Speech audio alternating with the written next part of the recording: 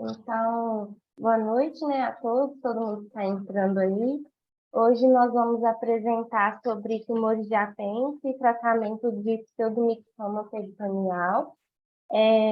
A apresentação está a cargo do Hospital Felício Roxo e a doutora Bárbara, ela é R2 de coloproctologia do serviço e vai começar com a apresentação do caso clínico. Boa noite, Ana. Pode compartilhar aqui já, né? Pode.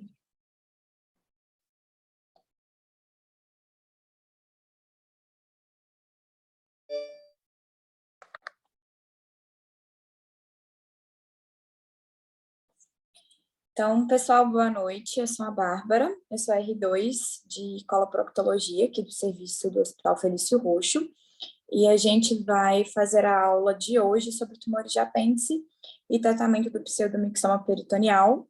Eu vou começar com a apresentação do caso clínico e depois o Dr. Marco Antônio vai passar para a parte da aula.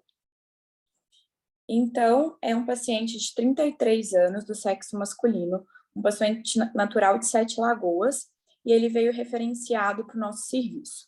A primeira consulta dele foi no dia 5 de junho desse ano, e ele tinha um relato que desde o final de 2022, ele relatou aproximadamente em novembro, ele começou a reparar que ele apresentou uma perda de peso referida, ele não sabia exatamente quantos quilos, e um quadro de diarreia. Lá mesmo em Sete Lagoas, foi solicitado um ultrassom de abdômen. Nesse ultrassom, mostrou colecistolitíase e foi indicado a realização de CVL lá também em Sete Lagoas. Essa cirurgia ela teria sido feita no dia 10 de maio. Ele chegou a passar pelo procedimento da laparoscopia, mas durante a laparoscopia foi identificado um conteúdo mucinoso em diversos quadrantes abdominais e ascite. Então, o cirurgião optou por suspender o procedimento, realizou biópsias e então esse paciente foi encaminhado para nós. Ele é um paciente jovem, então não tinha muitas comorbidades, tinha um relato de doença do refluxo esofágico, de cirurgias prévias, uma gastroplastia sleeve, nunca foi tabagista, e desde que ele começou com esse processo do diagnóstico, da solicitação de exames, ele também suspendeu o etilismo social. No histórico familiar, ele não tem histórico oncológico, apenas de diabetes mellitus, e no exame físico, ele estava discretamente hipocorado nessa primeira consulta, ele apresentava já um quadro de desnutrição pela avaliação global, e um abdômen globoso, típico de um abdômen ascítico, mas sem massas palpáveis, e o exame proctológico sem anormalidades. Ele já trouxe alguns exames de fora, então esses exames ele já trouxe de Sete Lagoas, quando ele chegou nessa primeira consulta. Tinha uma tomografia de tórax de maio, que mostrava um discreto espessamento no espaço pleural posterior à esquerda. Uma ressonância de pelve, também de maio, que mostrava formações teciduais com espessamento difuso e heterogêneo do peritônio, associado com líquido livre, já de aspecto compatível com o pseudomixoma sugerido no laudo. Um CA de 159 e um CA 19,9 de 553.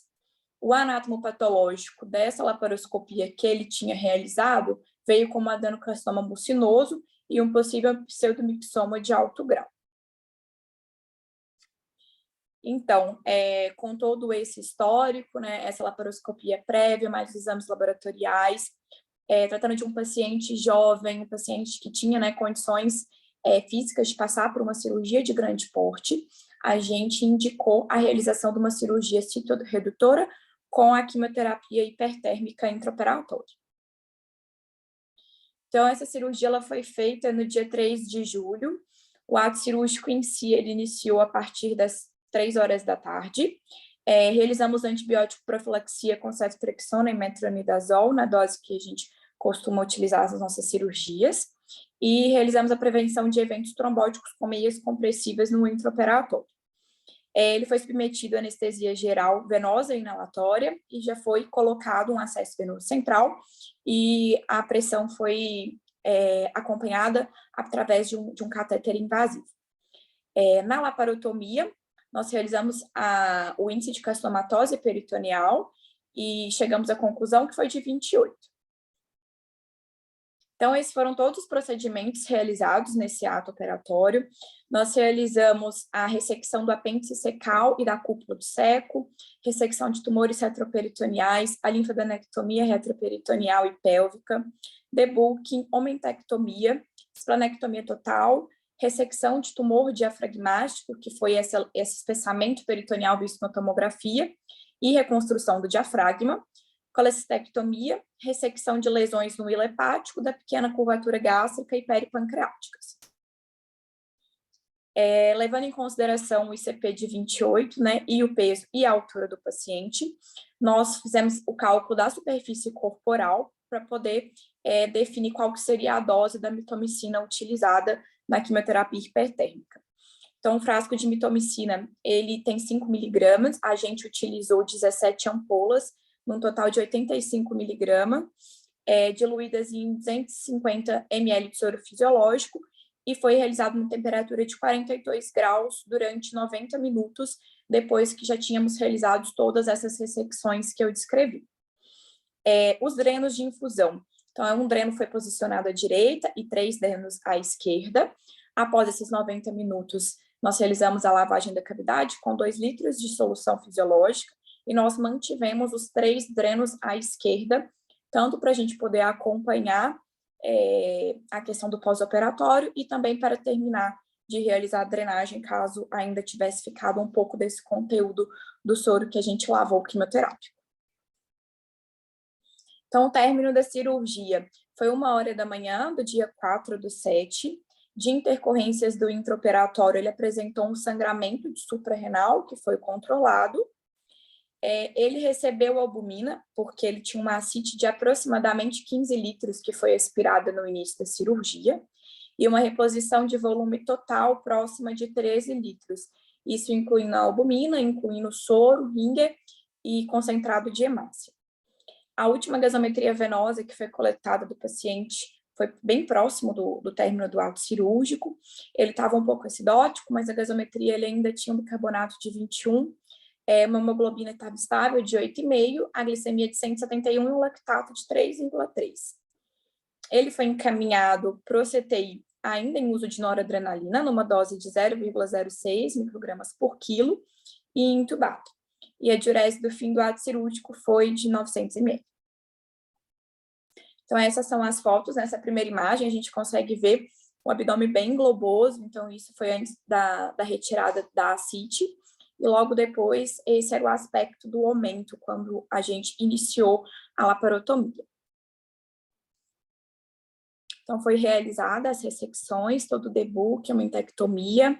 Aqui são algumas fotos das peças também que a gente ressecou. A segunda foto é o baço, então necessitou de fazer uma esplanectomia total. A gente consegue ver que as lesões elas estavam aderidas, né, de forma que tornava impossível, né, a gente realizar uma cirurgia adequada sem a ressecção do baço. E esse foi o aspecto final, depois que a gente já tinha conseguido ressecar, né, praticamente todas as lesões, antes da gente iniciar o processo da quimioterapia hipertérmica. Então, depois de ser posicionados os drenos, foi fechada a cavidade, realizada a infusão do quimioterápico e depois a lavagem. Ele foi encaminhado para o pós-operatório no CTI, foi estubado e realizado o desmame das aminas já no primeiro DPO e a reintrodução da dieta por via oral no segundo DPO. Ele recebeu alta do CTI no dia 9, já com dieta branda, com boa aceitação, já realizando a fisioterapia, conseguindo deambular do leito, já com auxílio conseguia caminhar no CTI quando ele foi para o quarto, e ele recebeu alta hospitalar no dia 13. Então, o anátomo patológico veio como compatível de neoplasia mucinosa de baixo grau do apêndice.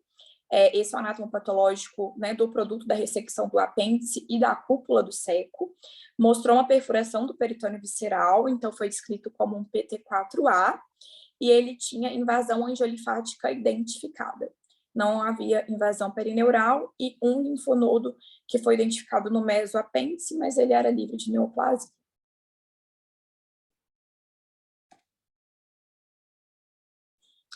Os demais produtos de ressecção, né? Então, o produto peripancreático, do hilo hepático, do ligamento hepático, do leito da vesícula biliar, os tumores retroperitoneais, linfadenectomias, debulking, produto do diafragma, do baço, do aumento perigástrico, todos eles vieram com achados de neoplasia mucinosa invasiva de baixo grau.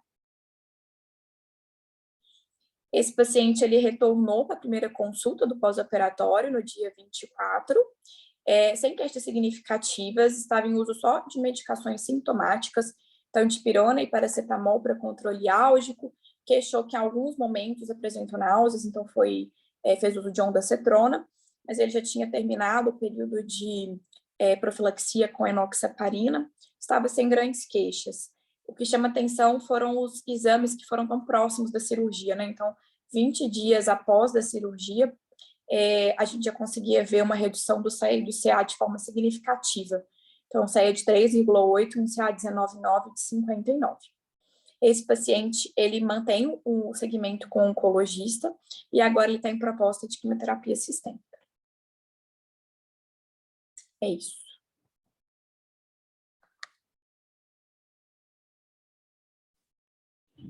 Parabéns, Bárbara, pela apresentação do caso e parabéns à equipe do Hospital Felício Rosto pela condução do caso.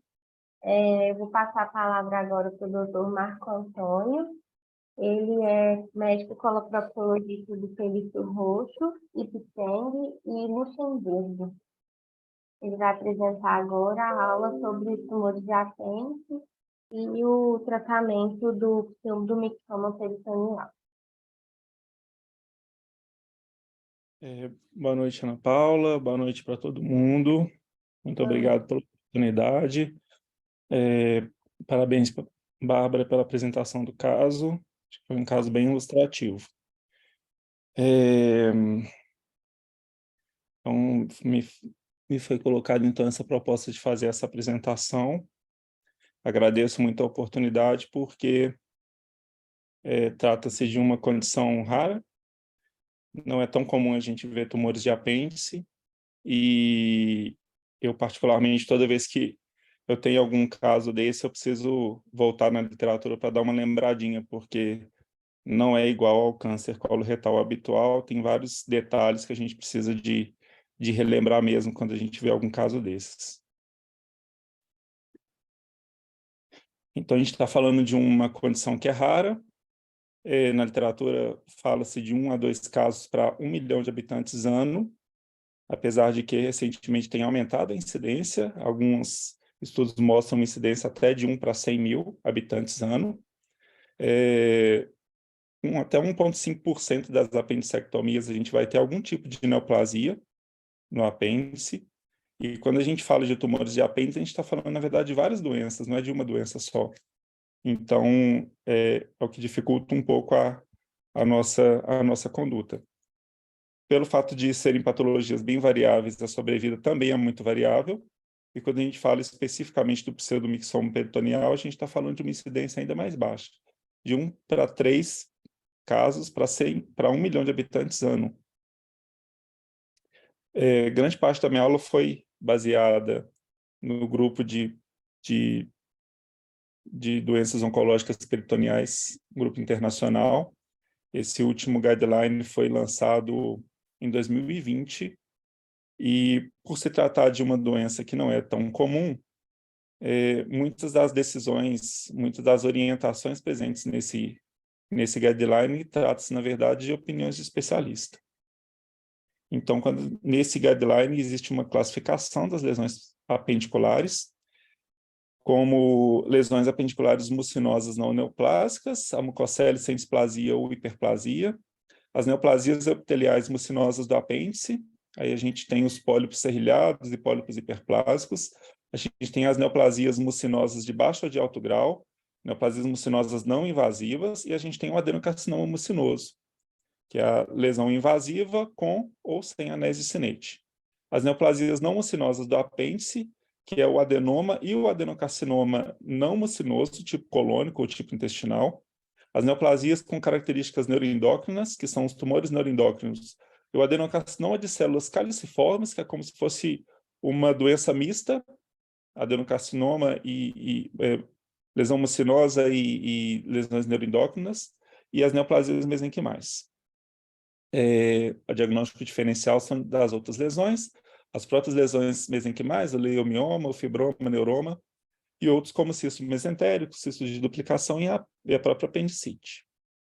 Então, falando especificamente de cada uma das condições, a gente tem primeiro as lesões serrilhadas e também os pólipos hiperplásicos, que geralmente são achados acidentais, raramente eles levam à obstrução do apêndice com a formação de mucocele, e a ressecção completa geralmente é adequada. Lembrando que, se o paciente tem uma lesão serrilhada no apêndice, ele tem uma chance muito grande de ter lesões serrilhadas também no cólon, então é obrigatório que esse paciente seja submetido a uma colonoscopia. As neoplasias mucinosas, a maioria das lesões são lesões não invasivas. A gente considera arbitrariamente as lesões mucinosas como aquelas com mais de 50% do seu volume composto de mucina extracelular. A disseminação peritoneal dessas lesões mucinosas, ela se manifesta como pseudomixoma peritoneal. A maioria das lesões são lesões não invasivas de baixo grau, e a gente tem raramente as lesões de alto grau, que são as HAMN, que apresentam atipias, mas não são lesões invasivas. É uma condição bem rara, então as condutas geralmente são ainda mais controversas nesse quadro. As lesões não invasivas de baixo grau, elas apresentam atipias de baixo grau e perda da lamina própria e muscular da mucosa, com fibrose da submucosa. E a disseminação da mucina acelular, ela pode ir dissecando a parede do apêndice.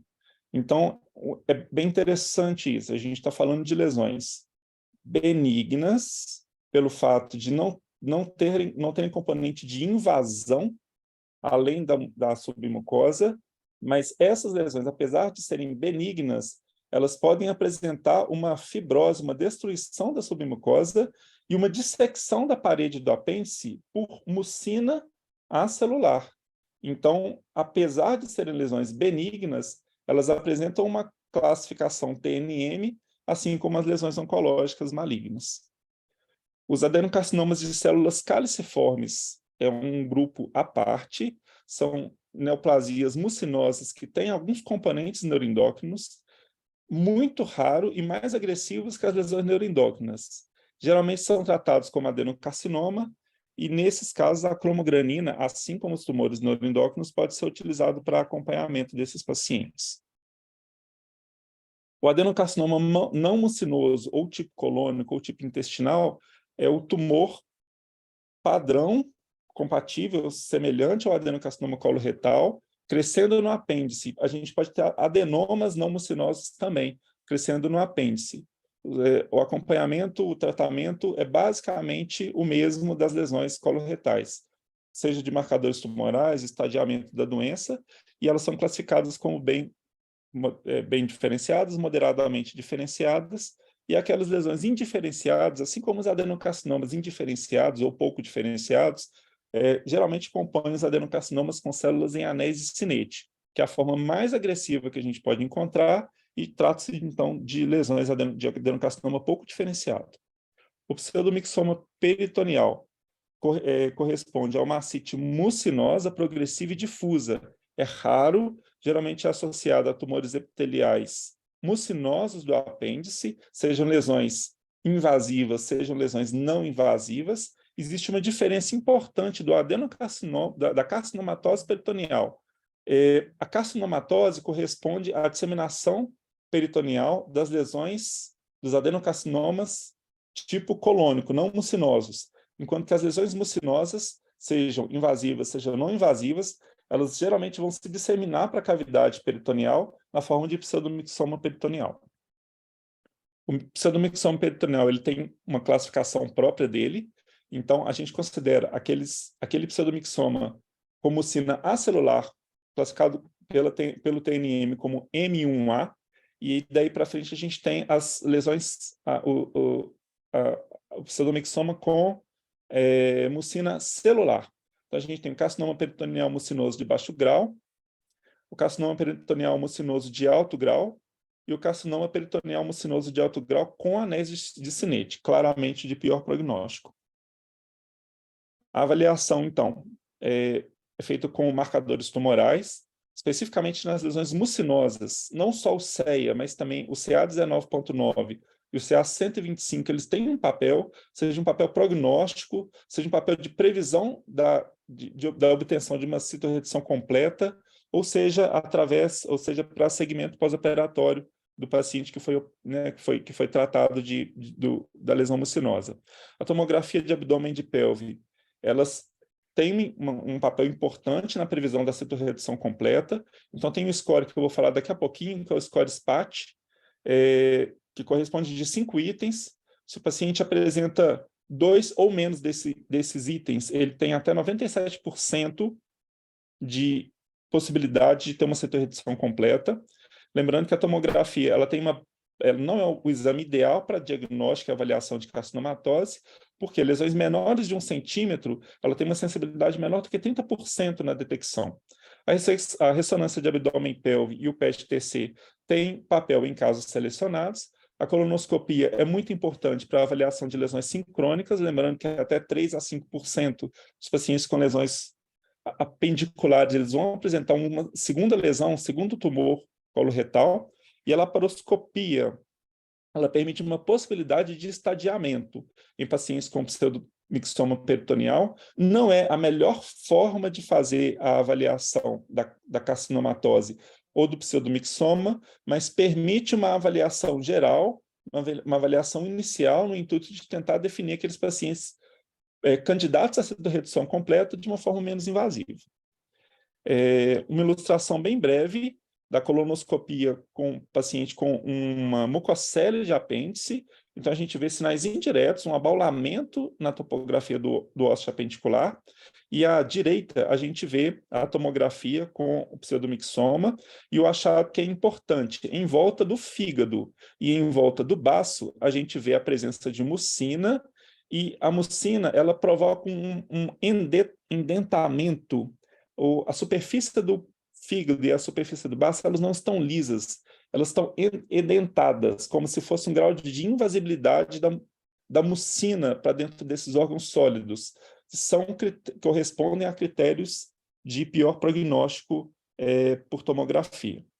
O tratamento corresponde à ressecção de todas as lesões mucinosas do apêndice, levando em consideração a margem macroscópica e, por causa disso, a extensão da ressecção, seja uma apendicectomia, uma tiflectomia ou uma colectomia direita. E tomar muito cuidado na hora que a gente for abordar esse paciente para que não haja ruptura apendicular, já que mesmo lesões benignas, mediante a ruptura da mucocele ou do conteúdo mucinoso do apêndice, o paciente pode evoluir com um quadro de pseudomixoma peritoneal. As lesões não mucinosas, como cistos de retenção ou lesões serrilhadas, o paciente pode ser submetido apenas à apendicectomia. Lesões não invasivas de baixo grau ou de alto grau, que estejam íntegras e que possam ser ressecados com margens negativas, a apendicectomia, a princípio, é adequada, é suficiente, apesar de que esse é um tema um pouquinho controverso, eu vou falar daqui a pouquinho. As lesões de baixo grau ou de alto grau íntegras, com margens positivas, é necessário fazer uma complementação cirúrgica para permitir uma ressecção completa dessas lesões. Alguns grupos de especialistas propõem, para adenocarcinomas mucinosos bem diferenciados, ter apenas a apendicectomia, o que é bastante controverso, e em qualquer outra circunstância, ou no adenocarcinoma de células caliciformes, é indicada a colectomia direita. Nos casos de rotura da lesão apendicular, é importante a ressecção completa de toda a lesão, uma avaliação completa da cavidade abdominal, com biópsias de lesões suspeitas de disseminação mucinosa na cavidade peritoneal, uma lavagem da cavidade abdominal e encaminhamento para serviços de referência. Então, vamos lá. O tratamento do paciente com lesão não invasiva, com mucina intraperitoneal. Lesões não invasivas de baixo e de alto grau, considerados sendo identificada a ruptura da estrutura, então classificado como T4A, Paciente que tem mucina na superfície serosa do apêndice ou do mesoapêndice, mas que ainda não disseminou para o restante da cavidade peritoneal, apresenta um maior risco de recidiva. Nesses casos, a colectomia direita é desnecessária, sendo indicado, então, a ressecção completa da lesão e o segmento com imagens, marcadores tumorais. Uma opção é de segundo look laparoscópico de 6 a 12 meses. Existe uma controvérsia nessa situação que eu vou falar daqui a pouquinho. As lesões de baixo ou de alto grau, que já tenham mucina acelular difusa na cavidade abdominal, já existe a indicação de citorredução e HIPEC, sem a realização de uma colectomia direita. Então, tem duas coisas que a gente tem que atentar. É necessário fazer a complementação da ressecção cirúrgica com uma colectomia direita, sim ou não? É necessário fazer uma citorredução com HIPEC, sim ou não? Então, em pacientes com lesões não invasivas, rotas e com disseminação de mucina para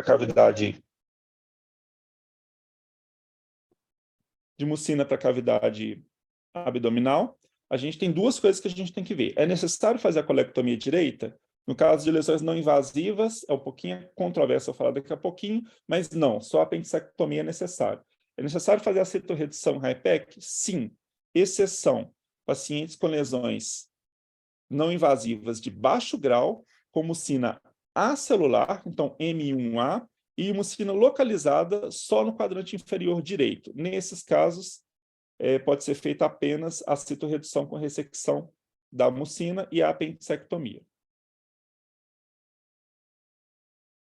As lesões, então, as controvérsias que eu tinha comentado. As lesões de alto grau, é difícil a gente ter uma conduta definida, porque é muito raro a gente ter uma lesão não invasiva que seja classificada como de alto grau. Geralmente são lesões não invasivas de baixo grau, ou então já existe um comportamento para transição para adenocarcinoma. Então, são poucos casos na literatura. Então, a literatura, de uma forma geral, coloca que nesses casos, a colectomia direita, ela geralmente não é necessária, só a apendicectomia é necessária, mas no grupo de estudo internacional, eles colocam que lesões de alto grau, não invasivas, precisam ser tratadas como adenocarcinoma. Então, esse é um ponto de controvérsia que pode ser, dependendo da fonte que você estudar. Lesões de alto grau, não invasivas, a gente pode fazer colectomia direita ou então só apendicectomia. E no caso de perfuração, perfuração sem mucina peritoneal, alguns estudos, alguns grupos também colocam que a citorredução em HIPEC também é necessária, o que também é um ponto de controvérsia. As lesões de baixo grau perfuradas, sugerido considerar a citorredução em HIPEC, assim como quando M1A ou M1B. Então, essa conduta mais conservadora de lesões de baixo grau, só perfuradas, também em algumas situações, alguns grupos questionam essa conduta. E o adenocarcinoma mucinoso sempre deve realizar a colectomia direita. Alguns grupos colocam que uma lesão muito inicial talvez possa ser feita só a apendicectomia. Esse grupo de estudo internacionais colocam que a colectomia direita é mandatória. Então, são alguns pontos de controvérsia que são naturais numa doença ou numa condição que é tão rara como o dos tumores de apêndice, ainda mais em lesões de alto grau não invasivas, que são poucos casos na literatura que são descritos. O tratamento adjuvante sistêmico acompanha, geralmente, o tratamento do câncer coloretal habitual. Então, pacientes com estadio 2 de alto risco, está indicado, na grande maioria das vezes, 5-fluorouracil apenas. Estadio 3, a quimioterapia com base na oxaliplatina. Lesões de estadio 4, o bevacizumab, geralmente, ele é indicado. Lesões de cólon direito, geralmente não respondem ao cetuximab ou panitumumab. Então, seria o bevacizumab a opção dentro desse grupo de medicações. E lesões mucinosas, particularmente as bem diferenciadas, a quimioterapia é pouco efetiva. Em caso de lesões com tumor de anel de Sinnate ou pseudomixoma de alto grau, a gente pode e deve considerar a neoadjuvância com base de oxaliplatina antes de fazer a cirurgia de colectomia direita, citorredução e HIPEC. Cirurgia citorredutora e HIPEC. A seleção dos pacientes é fundamental.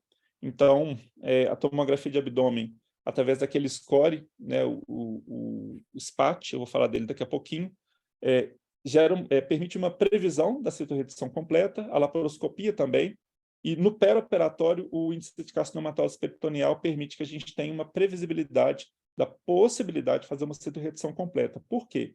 Porque a sobrevida muda muito. Se a gente faz uma citorredução completa em lesões de baixo grau, a gente tem uma diferença de 100 para 80% de sobrevida em 3 anos. E quando a gente está falando de lesões de alto grau, ou lesões com anese e cinete, uma citorredução completa que permite uma sobrevida de 3 anos de 108%, pode cair para uma sobrevida de apenas 9% em caso da gente não conseguir fazer uma citorredução adequada. Lembrando que a gente considera uma citorredução completa quando a gente consegue fazer um debulking mais completo, com depósitos menores do que 2,5 milímetros persistindo. A índice de carcinomatose peritoneal, a gente prediz um envolvimento entérico maciço. Alguns grupos falam mais do que um índice de carcinomatose peritoneal maior que 15, outros falam um índice de carcinomatose peritoneal maior que 20. Mas em torno disso, a gente considera que o paciente talvez já não tenha tanto benefício da tentativa de HIPEC. E a mitomicina e a oxaliplatina são as duas medicações geralmente mais utilizadas.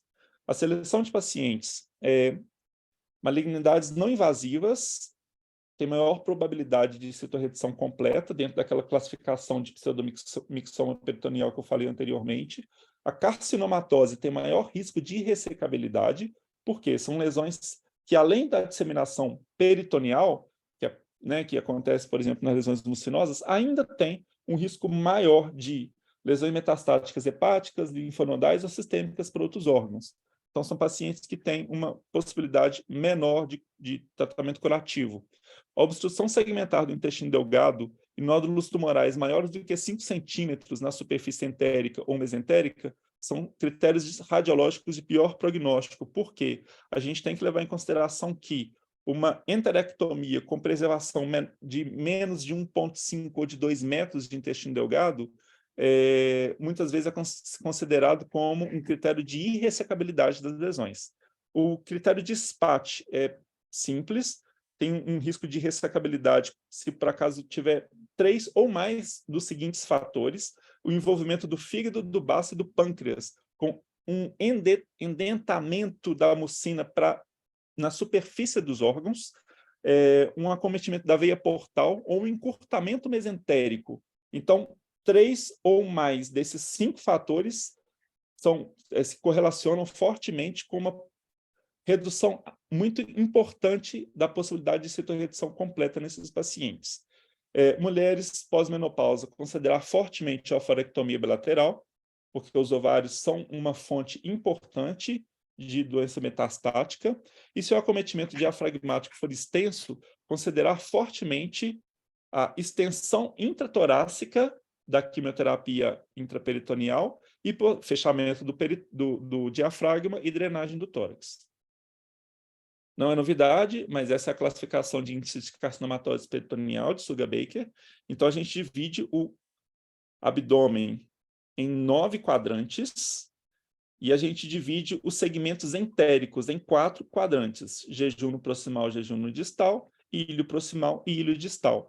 E a gente dá um score de 0 a 3 para cada um desses quadrantes, considerando que 0 é quando não tem doença, 1 é quando tem doenças menores do que 5 milímetros, 2 é quando tem doenças entre 5 milímetros e 5 centímetros, e 3 é quando tem doenças maiores do que 5 centímetros ou focos de carcinomatose confluentes. Essa classificação é uma classificação feita para carcinomatose peritoneal. E algumas vezes, dependendo da circunstância, a gente pode, a título de comparação, extrapolar para o pseudomixoma peritoneal, mas não é uma classificação para pseudomixoma peritoneal.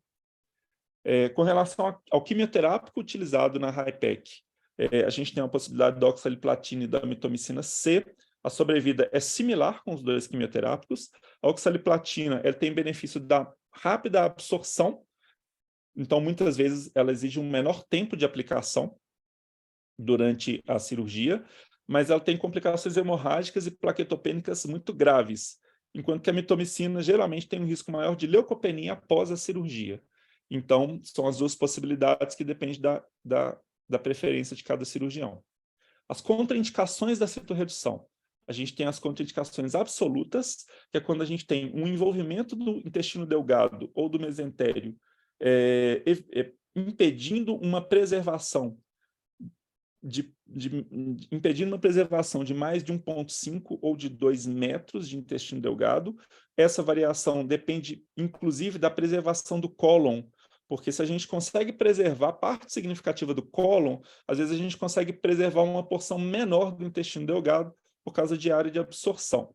Mas menor do que isso, a gente considera que a citorredução ela é contraindicada. E contraindicações relativas, idade maior do que 75 anos, histologias agressivas, como pseudomixoma de alto grau, anese cinética, carcinoma de células caliciformes, coloquei PCR, mas é PCI, índice de carcinomatose peritoneal maior que 20, envolvimento do hilo hepático, da superfície pancreática, obstrução ureteral ou necessidade de uma gastrectomia completa. E é isso. Eu vou falar rapidamente agora dos tumores neuroendócrinos do apêndice.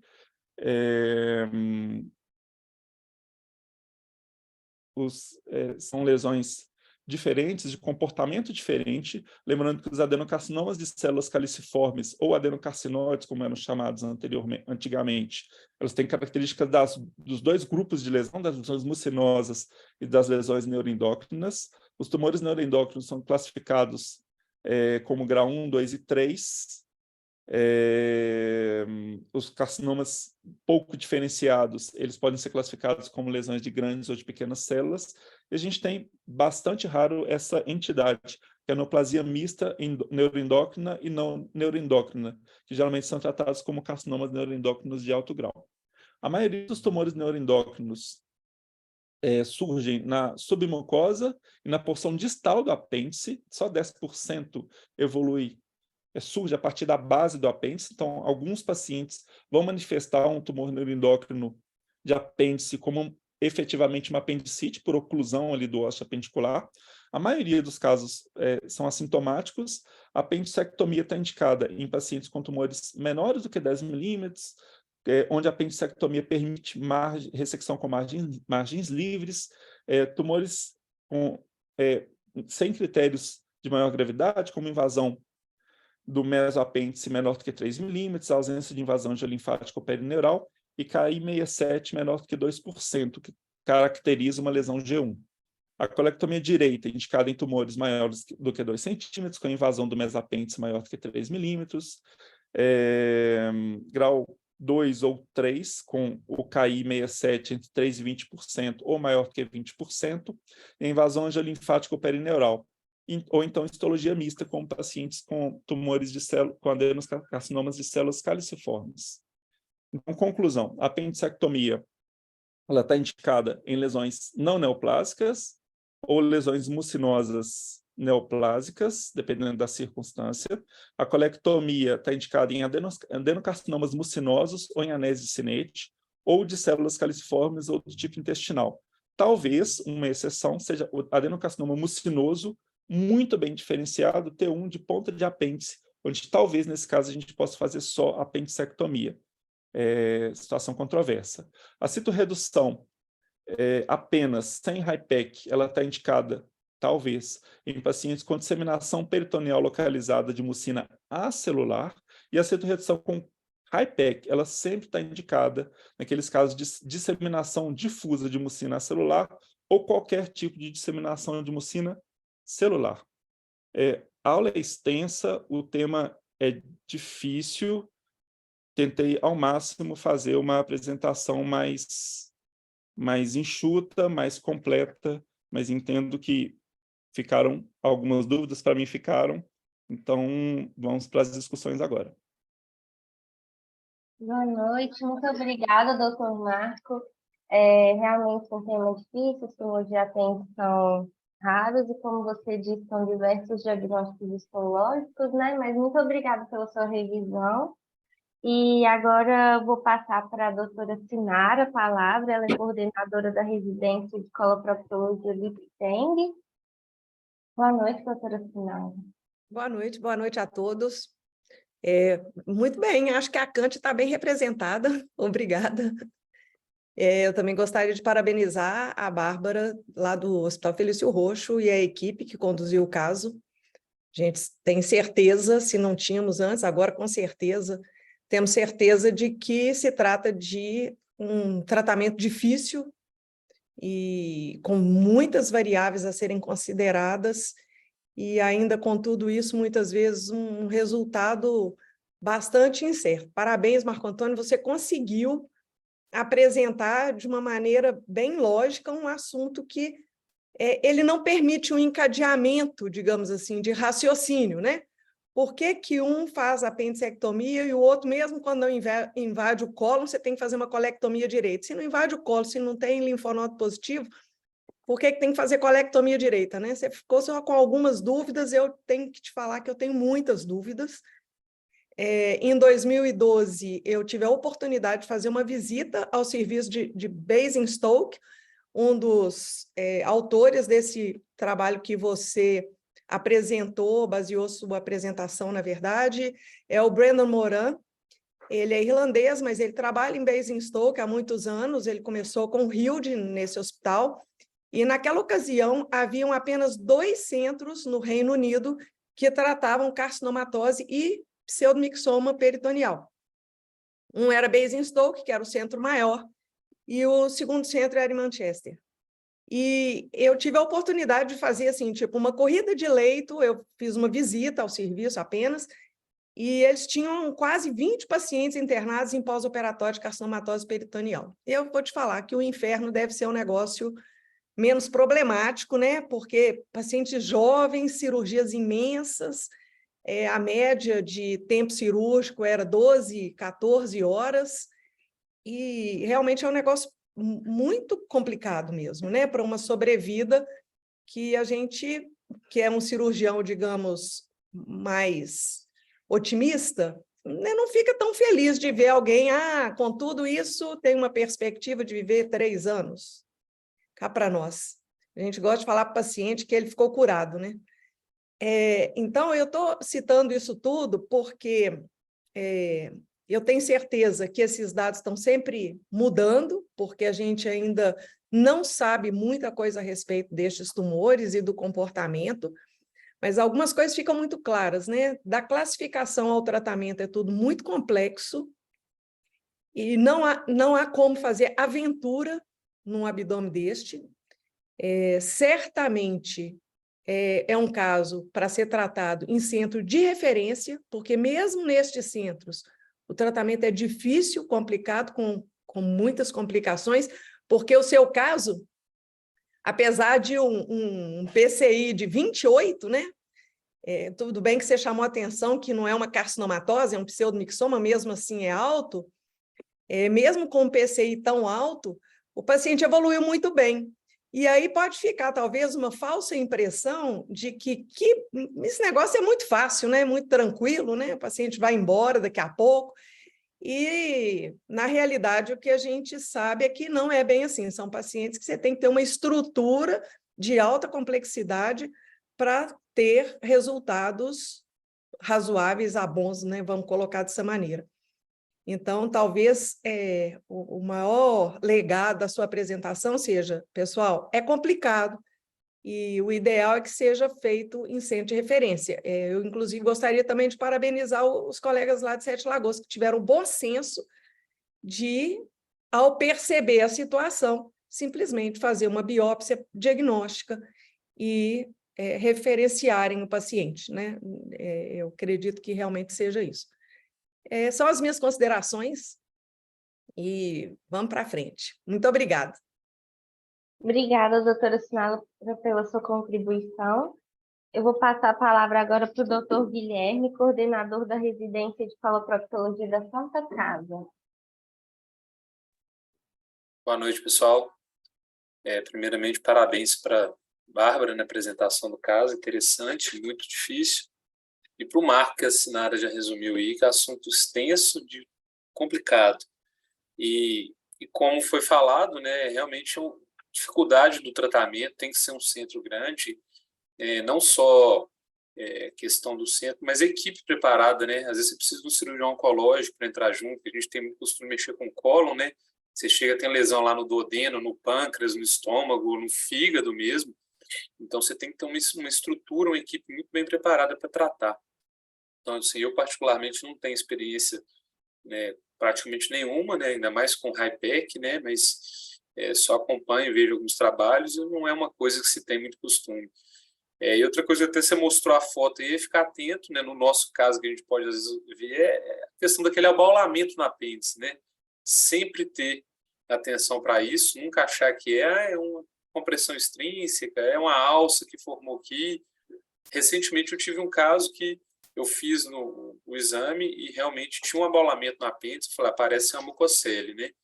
E aí eu pedi a tomografia e não veio nada, eu repeti o exame e realmente não era nada, graças a Deus, né? Porque eu fiquei na dúvida e então pequei pelo excesso mesmo. Então, só parabenizar mesmo, é um assunto bem complexo, você conseguiu trazer para a gente muita informação e parabenizar pelo caso aí que a gente sabe da equipe aí do Roxo, que trata muito bem desses casos também, né? Obrigado, boa noite. Obrigada, doutor Guilherme. Giro igual a Maria? Doutor Márcio. Eu vou passar a palavra agora. Água de coco lá de baixo. Boa noite, gente. Obrigada, doutor Guilherme.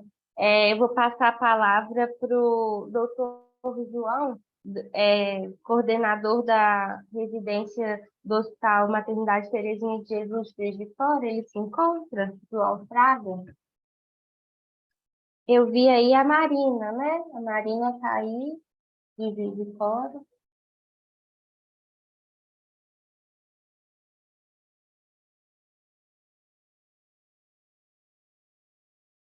Vou aguardar um pouquinho. Então, agora eu vou passar a palavra para o doutor Carlos Amorim, que é representante do serviço do Hospital da Clínica de Pouso Alegre. Bom, boa noite a todos. Um caso realmente desafiador, né? Eu acho que um estado como Minas Gerais, ele tem que ter mesmo uma ou duas equipes que absorvam esses casos, né? Um caso que, de fato, como o Guilherme disse, o próprio Marco também comentou, precisa de uma equipe muito grande, né? Uma equipe que tem experiência no assunto, para que os resultados sejam bons, né? Então, eu quero parabenizar a doutora Bárbara.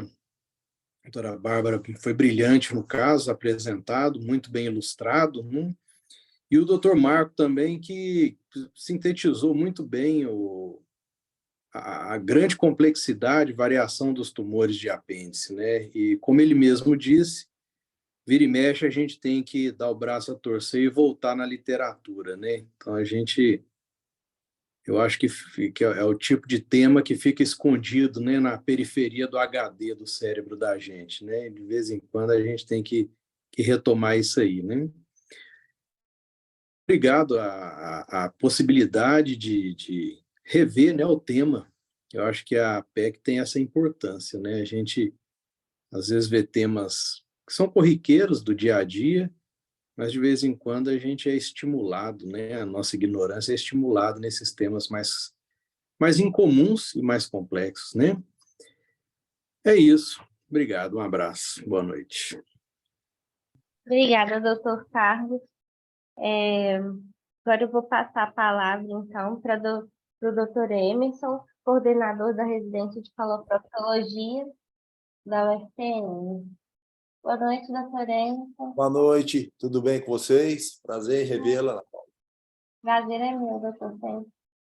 Muito bem, o caso, de fato, é muito interessante, que esses tumores de apêndice acabam sendo alguns desafios que a gente enfrenta na vida.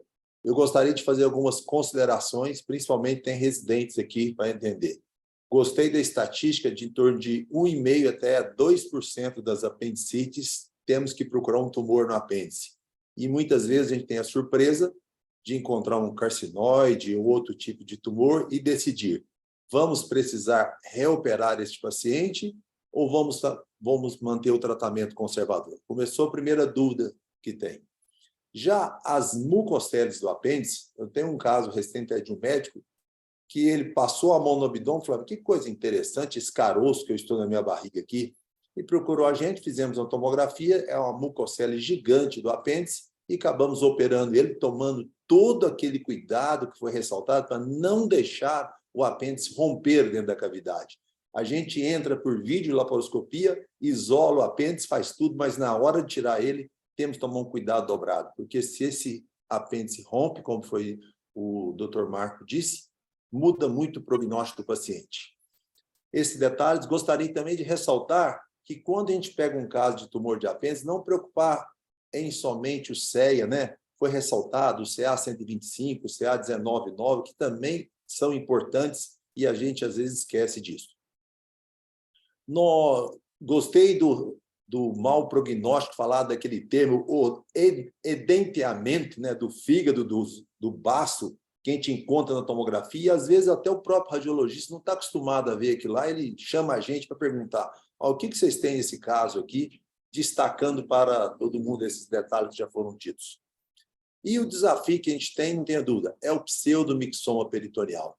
É aquele paciente que a gente entra, ao abrir o abdômen, encontramos aquela gelatina pegando todos os órgãos, e o que vamos fazer? Na hora que a gente acha que já tirou tudo, sempre sobra alguma coisa, sempre tem, e a gente tem que partir para cirurgias gigantes, demoradas, com ressecções intestinais, e terminamos a cirurgia falando assim, o paciente está curado.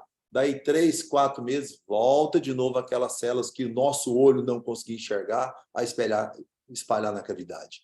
Mas é um tema muito difícil. E o que é mais importante de tudo é saber que uma apendicectomia, às vezes, é passível disso, né? Igual vai se operar um apêndice, chega numa cirurgia de apêndice convencional, vê aquela mucina espalhada na barriga, já é o péssimo prognóstico. E nas cirurgias abertas de apêndice, que às vezes no hospital escola tem que ser feita, vai tirar um apêndice e de repente, mas o que é esse líquido aqui no apêndice? Nós tivemos um caso, foi operar uma hérnia inguinal.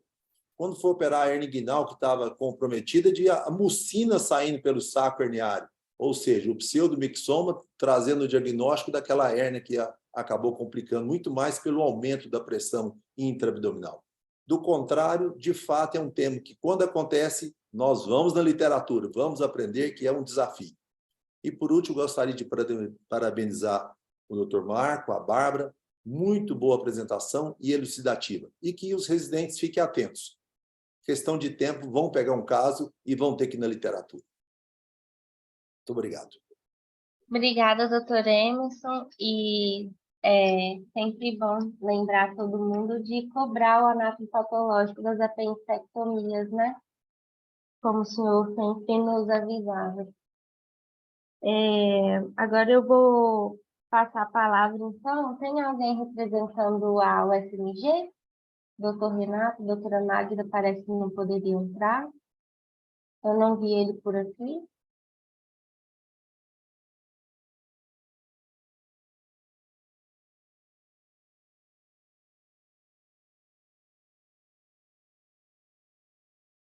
Ô, Marco, então, para fechar, eu vou passar a palavra de novo para o Felício Rocha.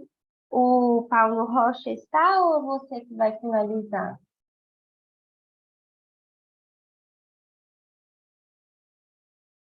Você eu mesmo, né? Pode ser. Ele deve estar em cirurgia. Então, é isso, gente. É um assunto árduo, difícil, mas eu acho que o mais beneficiado dessa aula fui eu mesmo.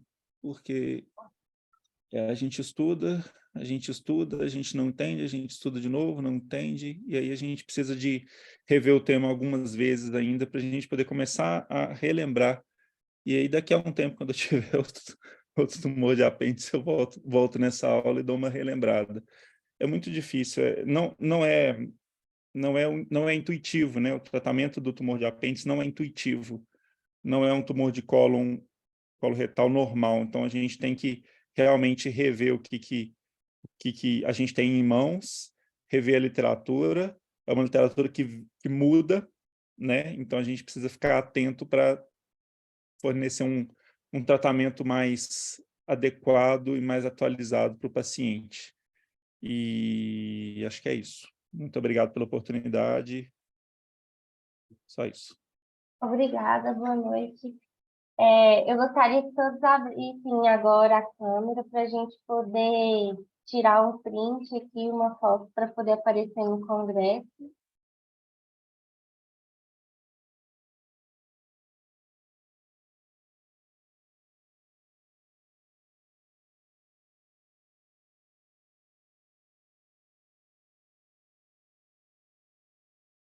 Obrigada também pela atenção e participação de todos aí na aula. É muito bom para a gente, igual o doutor Marcos falou, de ele revisar o assunto, mas todos nós, isso é muito bom. E sempre tem como voltar no YouTube também, né, e rever a aula.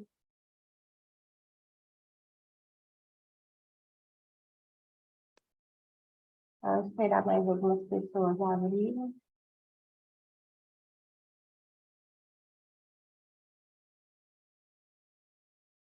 Vamos fazer a propaganda da PEC no Congresso.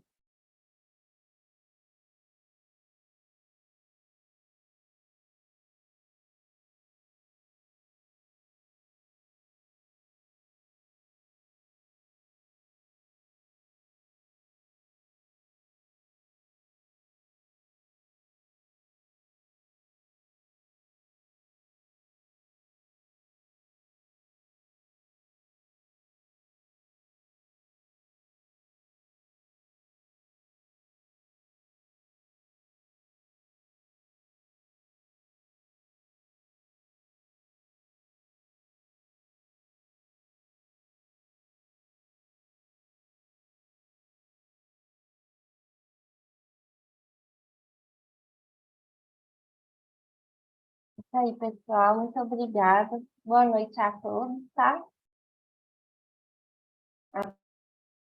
Boa noite, um abraço. Boa noite. Tchau. Boa noite. Obrigado. Boa noite.